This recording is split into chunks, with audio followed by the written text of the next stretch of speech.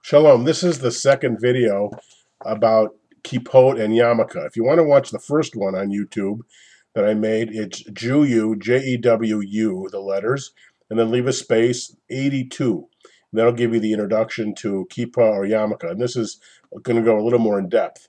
So what is a Kippah and Yarmulkah? Well, first of all, it's a head covering. This is kind of the simplest one, but any kind of covering will do. You know, you can wear a baseball cap. This one says Shema, if you see, and then, or you can wear a Bears hat, whatever you like. You can see black hats or regular kippot. Now, what's the idea behind covering your head? And why a kippah? Well, a kippah is a simple, lightweight, you put it in your pocket. So I want to tell you about the history of it and why we do it. First of all, the word yarmulkah, it's spelled with an R, but it's pronounced yarmulkah, and it really is the product of two Aramaic words. Aramaic was language of the Talmud, Yira de Malka, which means the awe of the king. So it's clearly about covering your head because of the presence of God, to show venerance. Now, who wears it and when? Well, Orthodox men nowadays will cover their head all the time.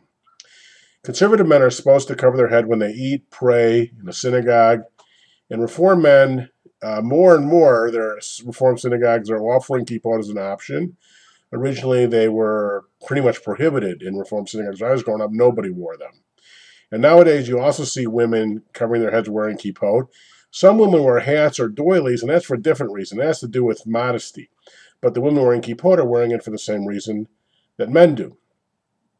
Now, when I was growing up, Orthodox men didn't typically wear them all the time outside. But nowadays they do, and you can easily, if you live in kind of any area where there are Jews and Orthodox Jews, you see Orthodox men wearing them to work and on the street, covering their head all the time.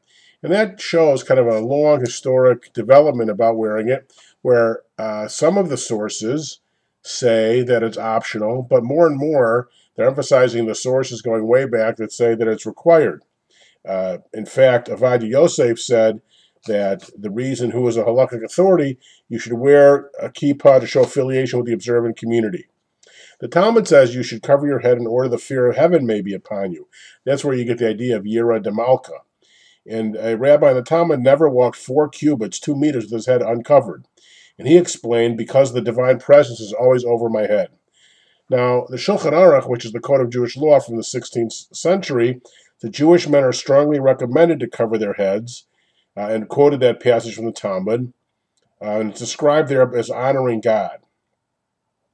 The Mishnah Brura, which was a subsequent code to the Shulchan Aruch, modifies this ruling, adding that the sages who commented on the Talmud after the Shulchan Aruch established it as a requirement to head covering, wearing your head covered even when walking less than 4 cubits, even when you're standing still.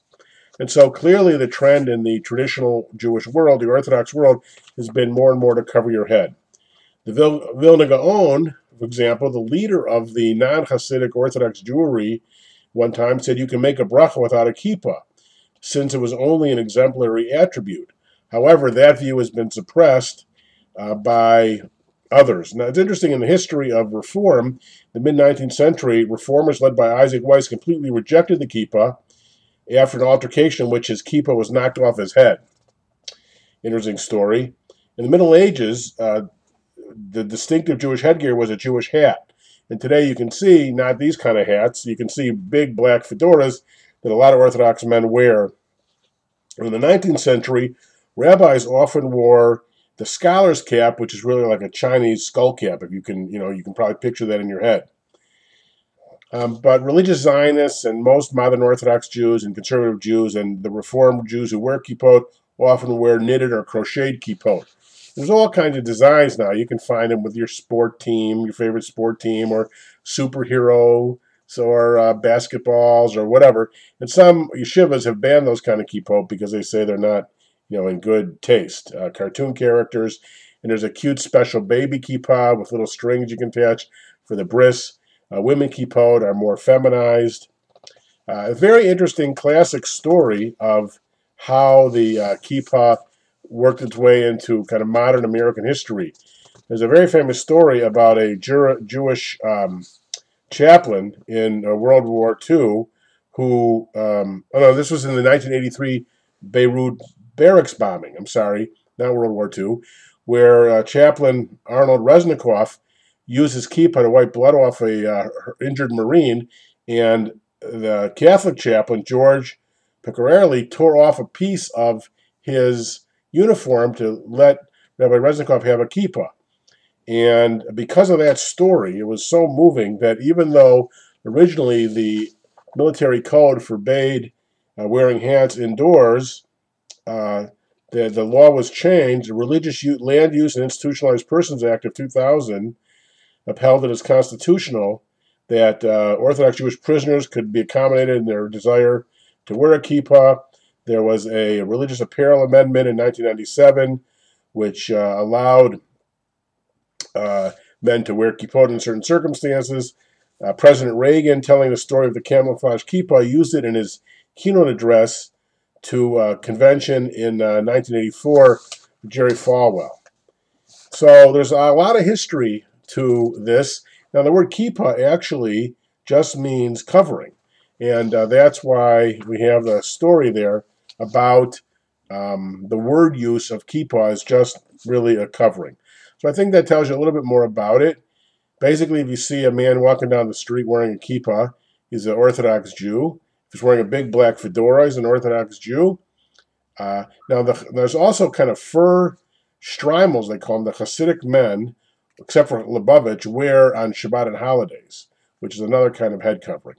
But the whole idea is simply to honor God. It's kind of the opposite of what you find in Christian culture, where you take your hat off to show reverence. Well, Jews put a hat on to show reverence, covering the head. Obviously, they don't usually wear baseball caps, although you can often see baseball caps. In a hot summer day, could be just wearing a baseball cap, or it could be a Jew trying to cover their head, keep the sun out. So that's a little bit more about the history of kippah wearing and the way it manifests itself among the various Jewish groups. Shalom.